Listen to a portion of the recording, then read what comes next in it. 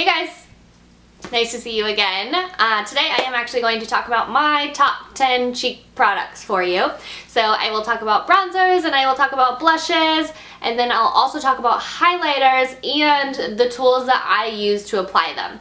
So if you're looking for, you know, a tool or a brush, I guess I should say, that is the best to apply a certain product, then I will definitely go over that for you. First things first, let's go over bronzers, since it is summertime and if you're not super bronzed, you gotta fake it till you make it. Let's go over the first one, and I do like to keep a lot of my products in the boxes, just so that especially if I know that I'm going to do some sort of a tutorial on it, because I think it's nice for you guys to actually be able to see what the product comes in, so that way if you go to the store to get it, it'll be a lot easier to find. The first thing that I'm going to talk about is this bronzer. This is the Guerlain Terracotta Bronzing Powder. It says it's moisturizing and long lasting. This is, and I have tried probably every bronzer out there. That's like my main thing that I'm always on the hunt for, is the best bronzer. And this is definitely the best of the best. You know, a lot of people do talk about it and they're not lying to you. It really is great. And if you have tried it already, then you know exactly what I'm talking about. So this is the color here, and this is the color of the bronzer on my hand as well. Now on my hand it does look kind of orangey, but on the face it really doesn't at all. You're doing the blush, the bronzer, and the highlighter, you definitely want to layer it. So it goes bronzer and then blush and then highlighter on top. So you can kind of see right here what I've done with the contour with this particular bronzer. I feel like I want to try to wear some of the products that I'm going to be talking about today, so that way you guys can actually see what it looks like on skin instead of just, or like what it looks like on my face, instead of just looking at it from my hand, because sometimes that doesn't really do it justice. So yeah, definitely a great bronzer to use. It comes in a variety of different shades, so you can definitely find something that you're looking for. And if you guys know me, you know I have oily skin, so makeup, if I don't use the right products, will just slide right off my skin. It will last all day and it won't oxidize. So it's not something where by the end of the day it's going to look all splotchy, or it's going to look a lot darker than it did when you first put it on. So that's always good too. The next bronzer that I'm going to talk about it's kind of like a cult favorite. I feel like everybody's tried it, and for the most part everybody who's tried it has really liked it. And this is the Hoola bronzer by Benefit. Sorry, mine's really nasty looking. Obviously I use this one a lot. This is a great color because even though it doesn't look very dark in the pan, it definitely is dark enough for a wide range of complexions or shades. This is just something that can work for a lot of different people. Like I said, a lot of different shades can use it. This is great for contouring too. It really is, because it's just dark enough to kind of give you that like shadow right in your cheek.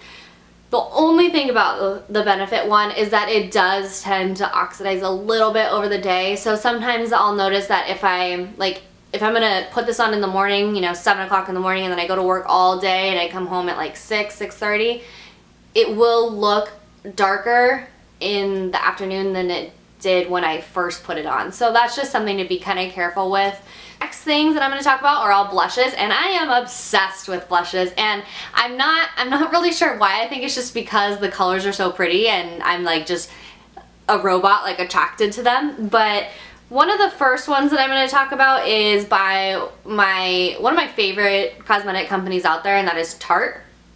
And this is the 12-Hour Amazonian Clay Blush in Glisten. And I may have talked about this before. This is just a perfect pinky blush. It does have a little bit of shimmer in it, very fine milled though, so it's not going to be like glitter all over your face. And that is the color right there. So you can see that it's just a very, very pretty pinky color. If you don't have any highlighting products, that might be a good one to use, because you're gonna get the color, the pigmentation, and the highlighter all in one. So that's one of my favorites. This is like my go-to. If you have super dark skin, this is one that you might want to take a look into too. And this is the NARS Cream Blush in Cactus Flower. Yeah, cactus flower. And this is just gorgeous. And I'm sorry, mine looks really, really janky, but it's because I've used it a ton. It is definitely brighter than the Tarte one. That's why I said it's gonna look great for people who do have tanner skin tones. But even if you're fair skin like me, it's definitely gonna be something that's gonna work for you. The great thing about these cream blushes too is that you don't have to have brushes. So if you don't have all the money in the world to spend on all these different brushes, cream blushes are gonna really do well for you because you can use your fingers to kind of like blend it in. And another thing is that the cream blushes, I think personally, are a lot better for people who have dry skin, just simply because you don't have all that excess oil that's just going to make the cream just kind of slide off of your face. So it's really gonna, if you have dry skin, not only is it, you know, going to last longer, but it's also going to kind of give you that like moisturizing feel on your cheeks too, which is probably something that you're going for if you have drier skin. And the next one is actually a new product. This is from one of the newer matte collections. I believe it's like tropical something or other. It's in the stores right now and it's still available, so you can still get this. And this is the Mineralized Blush in Simmer. This is it right here. It's like a blend of kind of like a peachy color along with a kind of like a plum color. And it looks kind of scary in the pan. I can definitely agree with you on that if that's what you're thinking, but it is something that like once you blend the two colors together, it is definitely going to give you a glowing look on your cheeks because the peach part has a little bit of a shimmer to it. Great for summer. And so it's this one right here on my hand. And so you see, like, it doesn't really come out anything like it looks like in the pan. It's just such a great color, and it definitely is more of like a pink color than it shows up or than it looks like in the actual pan. This is a brand new product of mine, but I got it maybe a few days ago and I have used it every day as my blush since I bought it. And this is the Illamasqua Powder Blusher in the color Morale. And when you first look at it, I mean, this is scary. On the camera, actually, it shows up more pink, but in person, it is like shimmer purple. So you can kind of see a little bit more right here how it looks more like a purple color, and it definitely has shimmer in there as well. And I'm trying to put all the swatches on one hand so that way you guys can kind of compare and contrast. This is the Illamasqua one right here in the color Morale. You can definitely see it's more purple than the other colors, but it really does look beautiful on the skin. Again, it has a little bit of shimmer in it, so you may not need a highlighter if you're not looking for a like more dramatic look, but it doesn't look purple on the skin. And that's what kind of just blew my mind. Like when I first saw it, I was just attracted to it because it was different, because I feel like I have so many blushes that are just pink, you know, and so I wanted to do something a little bit more out there. But I don't know if you guys can see on my skin, but this is the blush that I'm wearing right now is the Illamasqua one. So it definitely doesn't really look like purple. Oh my god, she's wearing purple blush on when you have it actually on the skin, but it just kind of gives like a nice glow. The next blush that I'm going to talk about is like an oldie but goodie. This is the MAC blush in Peachy-keen. And let me just swatch it wherever I have some free room on my hand here. Another one that looks very, very natural on the skin, it's this one right here. And if you can see, it looks very similar to the Tarte blush in Glisten, but I think that the MAC one just has a little bit more oomph to it. If you can see, it just has a little bit more pigmentation. MAC knows what they're doing with their blushes. I think they have great products overall, but their blushes are really where it's at. They have staying power. It's, you know, the pigmentation is amazing, so the color that you see in the pan is what's going to show up on your face. Now I'm going to get into the highlighters, and this is one by TheBalm, and I'm sure you guys have heard about this one before. This is my favorite of all favorites of highlighting tools, especially in a powder form, and this is the Balm Mary Lou-Manizer, aka the Lou-Manizer highlighter. I love the packaging of the Balm too, it's just so cute. But this is the highlight, Hopefully you guys can see that. It's right in here. That's the Balm highlighter. The thing about this highlighter though is that it's very intense, so a little goes a long way. The next highlighter that I'm going to talk about is by Benefit. It's called the What's Up. Cute packaging.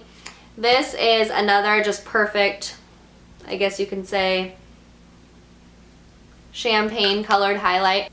Basically the same kind of highlight as the Balm. It's just a little bit more natural, and it definitely is a creamier consistency, whereas the Balm is a powder form and you're definitely going to need a brush to get in there. The Benefit one is just a cream stick. So if you don't have a lot of brushes or you don't have the proper tools in order to get that look that you're going for, that might be a good option to do, because all you need is a fingertip and the product. So that's always good. When you don't have to spend money on brushes, that's always a good thing. The next one is a highlighting tool that is by MAC. I've talked about this before. It's in my Summer Essentials video, which I'll link down below when I talk about this, so I'm not going to spend too much time on it, but it's the MAC Strobe Liquid Lotion. You literally just like pour some on your, or I guess pump some on your hand. You can use like a foundation brush, that's what I use, and just kind of brush it along your cheekbones, maybe a little highlight underneath your eyebrow. And it's of the three highlighters that I've talked about, this is the most subtle. So if you want something very, very understated, this is the look that you're going for. Now what I'm going to get into is the tools that I use and to get these looks. Now, these are by no means the only tools that you should be using in order to get blush on your face, highlighters in the right place, or contour with a bronzer. These are just the ones that I use and the ones that I think are the easiest to work with and the best quality. Okay, so the first one that I'm going to talk about is the NARS IKAT. I will link the proper name for the tool below, but I believe it's IKAT is the name of the brush, and it's this one. You're really going to be able to use this to get in here to contour. And you're literally just going to want to go like this and get in there, and because it is so thin, it's going to give you that sharper line that you're looking for when you are contouring.